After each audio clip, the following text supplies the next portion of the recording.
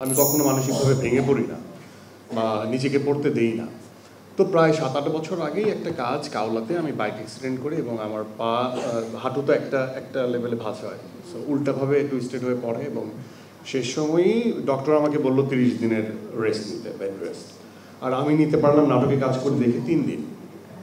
3 দিন পরে আমাকে কাজে জয়েন করতে হলে আবার টান খেলাম এবং শেষ সময়ই আমি এমআরআই করাই এবং সে সময় পার্শিয়ালি টেয়ার অফ ছিল, মানে হালকা লুজ হয়ে গিয়েছিল এবং সেটার জন্য কিছু এক্সারসাইজ ছিল, সেটার জন্য রেস্ট ছিল।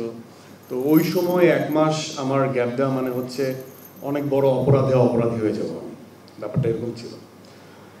কারণ সবাই তো আসলে আমার ওই জিনিসটা তখন বুঝবে না, এতগুলো কাজ সব কিছু মিলিয়ে আমি রেস্ট আমি খুব কম দিতে পারি এবং আমি নিজের প্রতি একটু উদাসীন ছিলাম এবং ট্রিটমেন্টটা আমি আসলে মানে যেটা ডিরেক্ট ওয়ে সেটা না করে রেস্ট না নিয়ে আমি চিন্তা করি যে বাইপাস ওয়েতে কী করা যায়। সো আমি কাজ করতাম এবং আমার লিগারমেন্ট ইস্যু, যেহেতু সাইডার মাসেলগুলোকে স্ট্রং করার জন্য আমি নিজে একটু এক্সারসাইজ করার চেষ্টা করতাম। তো এক পর্যায়ে আমি ভেবে ফেলেছিলাম যে আমার পা ঠিক হয়ে গেছে, কিন্তু হঠাৎ করে আবার একটা কাজের সময় এটা হচ্ছে অন কাইন্ড অফ ইলেকট্রিক শকের মতো, মানে যখন হয় তখন ইলেকট্রিক শক দিয়ে আমাকে ফেলে দেয়।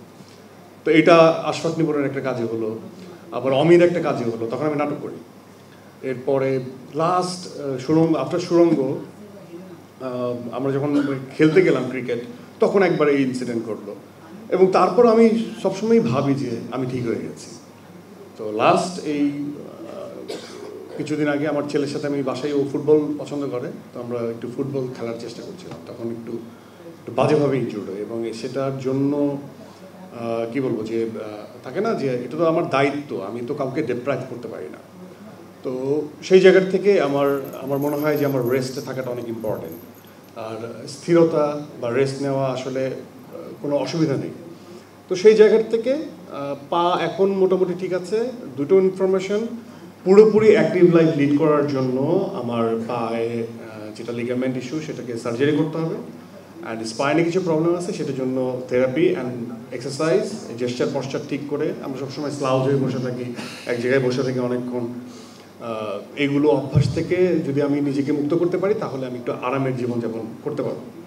অ্যান্ড এটাই যে 8 বছর ধরে যে রোগটা আমি লালন করছি সেটা আমাকে এখন বা নিয়ার ফিউচারে আরও বেশি ভোগাবে। সো মোদ্দা কথা হচ্ছে, যখনই কোনো রোগ হবে আপনাদের, সেটা ডক্টরের কাছে যাবেন, ডক্টরের যদি সার্জারি করতে বলে সার্জারি করে ফেলবেন, তাহলে বেশি সুন্দর এবং সুস্থ লাইফ লিড করতে পারবেন।